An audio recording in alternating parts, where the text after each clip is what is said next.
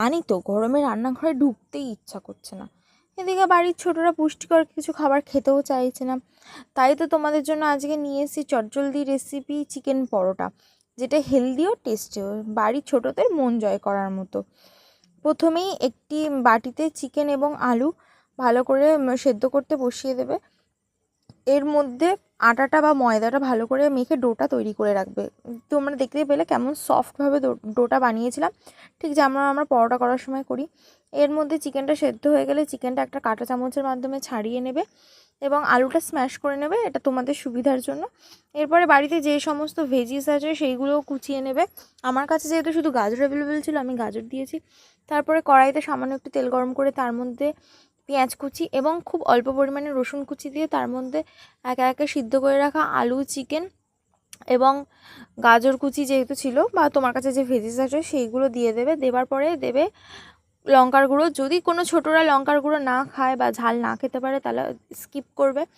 গোলমরিচের গুঁড়ো, সামান্য পরিমাণে নুন, হলুদ, গরম মশলার গুঁড়ো এবং দিয়ে দেবে চিকেন মশলা। দেওয়ার পরে ভালো করে মিশিয়ে নেবে, বিষয়টা অনেকক্ষণ ধরে নাড়িয়ে চাড়িয়ে ভেজে নেবে, যেন কাঁচা গন্ধটা বা চিকেনের যে গন্ধটা থাকার ভয় থাকে সেটা যেন না থাকে। দেখতে পাচ্ছ আমিও মিশিয়ে নিয়েছি এবং হাতা বা খুন্তির সাহায্যে বা স্প্যাচুলার সাহায্যে ভালো করে স্ম্যাশ করে নেবে। তারপরে যে আমরা আটাটা মেখে রেখেছিলাম সেখান থেকে আলাদা আলাদা করে লেচি কেটে নেব। লেচিগুলোর সাইজ একটু বড় করবে। তারপরে তার মধ্যে ওই চিকেনের পুরটা ভরে দেবে। তারপরে একটা একটা করে লেচি বেলে নেবে। খুব হালকা হাতে বেলবে, খুব জোরে চেপে বেললে কিন্তু যে পুরটা ভরেছে সেটা কিন্তু ফেটে বেরিয়ে যাবে।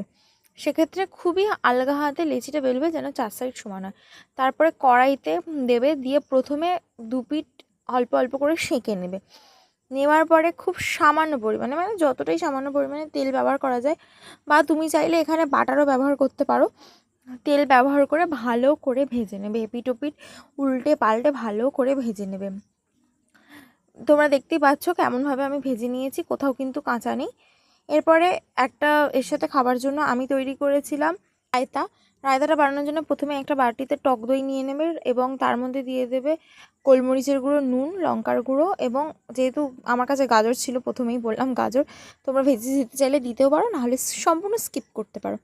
তোমরা দেখতে পাচ্ছ আমাদের চিকেন পরোটা এবং রায়তা রেডি হয়ে গেছে। আমি এবার তোমাদেরকে একটু ছিঁড়ে দেখাচ্ছি যে কেমন দেখতে হয়েছে। তোমরা দেখো পুরোটাই ভেতরে কিন্তু ভরপুর চিকেনের ঠাসা।